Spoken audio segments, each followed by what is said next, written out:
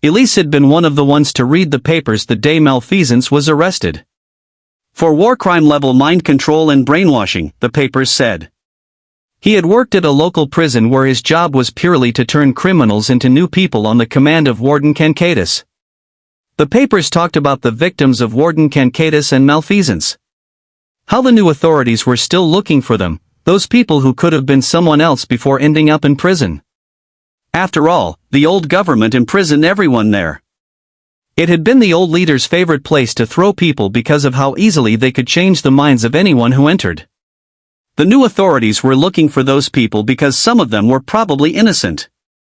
Murderers and arsonists had once been held in that prison, but so had authors, peaceful civil rights protesters, and just any old civilians the cops didn't happen to like that day. All of them ended up in that prison and all of them saw malfeasance. But alas, with the mind control and brainwashing, none of them would remember that. They'd only have memories of perfectly law-abiding livelihoods. Elise thought of this occasionally as he ate breakfast. The number of people affected by those former policies made it likely that anywhere between an eighth to a fourth of the country's population had been brainwashed. It would be wild if he was one of those people, wouldn't it be? What would he have been in jail for? Was he a serial killer? Did he read a forbidden book? Did the police just not like his face? Elise did not know. Elise did not want to know. He, himself, was a satisfied normal citizen. He paid taxes, helped the neighbors, the only odd thing was his lack of relatives. Which, with there being a war previously, was understandable. Wouldn't his relatives tell him if he was a fake person if he had them? Wouldn't they have found him already and tried to help him? So no, Elise assumed himself since no one could prove otherwise. Then the full victims list came out. Malfeasance was brutally honest, and he had taken very good notes of everything he'd done while employed.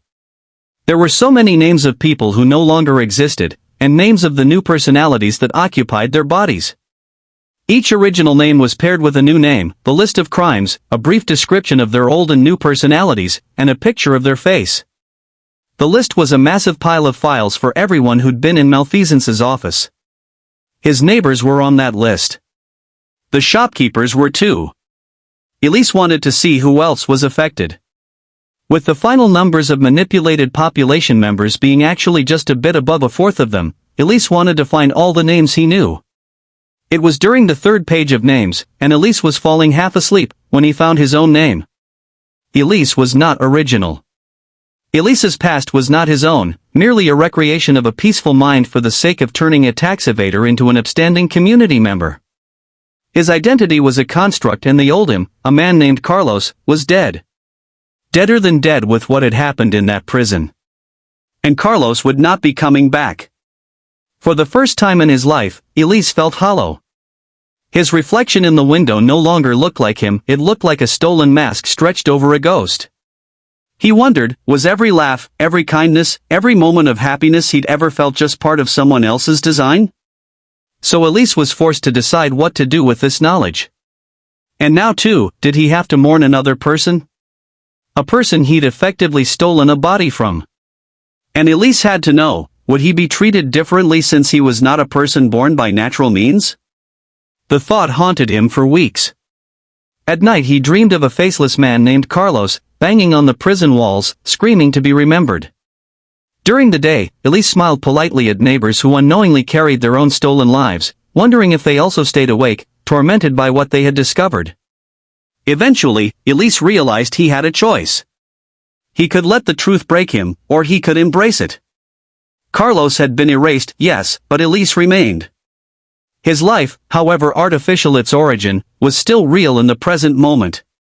He could use that life not to wallow in guilt, but to honor the memory of a man he would never fully know.